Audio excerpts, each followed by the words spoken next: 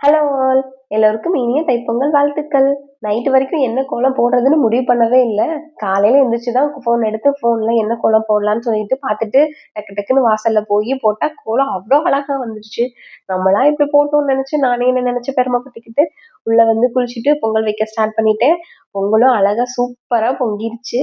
பொங்கல்னு சொல்லிட்டு எனக்கு கோலமெல்லாம் போட தெரியாது. அப்படியே அரிசி, கல்கண்டு எல்லாம் போட்டு நல்லா கிண்டிட்டு, நெய்யில முந்திரி, திராட்சைய வறுத்து ஊத்திட்டு, சூடா அப்படியே இலையில எடுத்து வச்சு சாமிக்கு வச்சு சூப்பரா சாமி கும்பிட்டாச்சு. இந்த இலைய பார்க்கும்போது நம்ம ஸ்கூல்ஸ் டேஸ்ல லீவுக்கு ஊருக்கு போவோம். அங்க கிராமத்துல ஒரு பாட்டி இப்படிதான் மார்கழி மாசம் காலையில கோயிலுக்கு போனா பொங்கல் வச்சு குடுப்பாங்க. வெள்ள பொங்கல். அதுல ஜீனிய போட்டு சாப்பிடுவோம். அந்த ஞாபகம் தான் எனக்கு வந்தது. உங்களுக்கு இந்த மாதிரி அழகான அனுபவங்கள்லாம் இருந்துச்சுன்னா மறக்காம கமெண்ட் பண்ணுங்க. எல்லாருக்கும் எல்லா செல்வமும், மகிழ்ச்சியும், சந்தோஷமும் இந்த பொங்கல் மாதிரியே பொங்கிட்டே இருக்கணும்னு நல்லா சாமிட்ட வேண்டிட்டு, நம்ம வச்ச கல்கண்டு பொங்கலையும் சூப்பரா சாப்பிட்டுட்டு லஞ்சுக்கு மொச்சப்பயிறு பூசணிக்காய்லாம் போட்டு குழம்பு வச்சு, சுட சாதம் வச்சு, அப்பளம் போட்டு சூப்பரா சாப்பிட்டாச்சு. உங்களுக்கு என்னோட வீடியோ பிடிச்சிருந்தா மறக்காம என்னோட சேனலை சப்ஸ்கிரைப் பண்ணிக்கோங்க.